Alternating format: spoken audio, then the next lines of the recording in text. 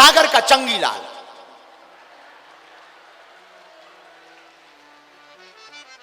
आजकल 3 बत्ती चौराहे पे रह रहा है, काल उसने जगह बदल दी है, 3 बत्ती चौराहा पकड़ लिया है।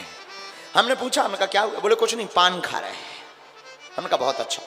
3 बत्ती चौराहे पर रहने वाला सागर में चंगीलाल। चंगीलाल इतना विचित्र आदमी, और सागर का आदमी विचित्र ना हो, ऐसा तो हो ही नहीं सकता है। सागर का आदमी इतना विचित्र होता है। तो एक बार एक सागर के एक लड़का ने अपने पिता से कहा, पिताजी पिताजी 10 रुपया दीजिए। पिताजी बोले क्यों? गरीब को देना। पिताजी बोले यहां बाहर तो कोई गरीब नहीं दिख रहा। बोले वो आइसक्रीम लिए बेचारा धूप में खड़ा, वो नहीं दिख रहा। इतना चतुर होता। तो सागर का चंगीलाल, चंगीलाल आदमी बड़ा अद्भुत, सबकी भक्ति करता। अब उसे चाहिए था धन। किसी ने कहा लक्ष्मी माता की पूजा करो, उसने आरती ली, ओम जय लक्ष्मी माता, हमको कुछ नहीं आता, बस सुबह शाम रुपया ही भाता।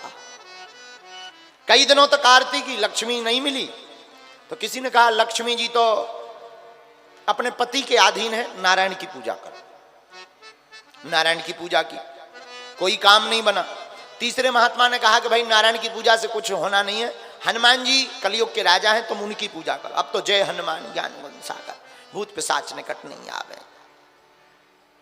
देखा हनुमान जी ने भी कुछ नहीं दिया, 2-3 साल हो गए। हनुमान जी को लिया ऊपर धर दिया। किसी ने कहा हनुमान जी की पूजा से कुछ नहीं होना, कुबेर भगवान देवता है, उनकी पूजा कर, क्योंकि वो धन के देवता है। कुबेर की पूजा की, कुछ नहीं मिला। 4-5 साल बीत गए और अब तो इसका दिमाग खराब। किसी ने कहा कुबेर से कुछ नहीं मिलना, शंकर जी की पूजा करो, वो भोले हैं, भोलेनाथ है, कभी भी कुछ भी दे सकते। अब ये तो लगा ओम नमः शिवाय, ओम जय शिव ओमकारा, लगा आरती करने। एक दिन क्या देखता है, धूप जलाई, अगरबत्ती, अगरबत्ती का धुआं उठा, और धुआं उठा और ऊपर मूर्ति जो रखी थी उन मूर्तियों की तरफ जाने लगा। इसने दिमाग लगाया कि पूजा काम क्यों नहीं कर रही, इतनी पूजा कर ली आज तक सफल क्यों नहीं हो। सीधा आदमी, भोला आदमी, इसने दिमाग लगाया है, अब समझ में आ गया, ऊपर जी बैठे हैं, हम प्रसाद लगाई नीचे देवतना जी सब खा जा। हमने अगरबत्ती लगाई, धुआं जी सूंघ रहे, यही से तो जी काम नहीं कर रहे देवता। इसने रुई लाई, रुई पौनी, रुई के गोला बनाए, लगो नकुअन में लगा दे।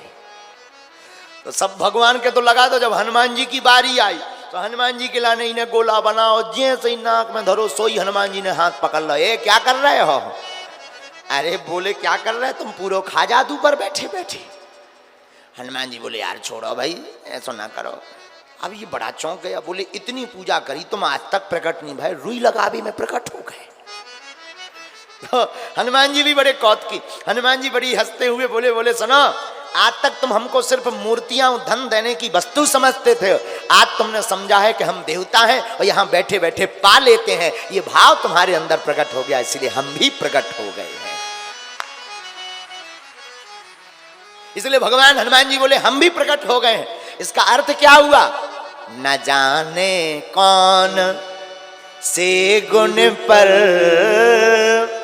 दयानिधि रीझ जाते हैं, हे मुरलीधर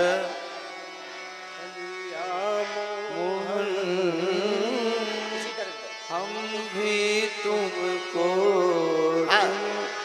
दे। भगवान किस गुण पर रीझ जाए कोई ठिकाना।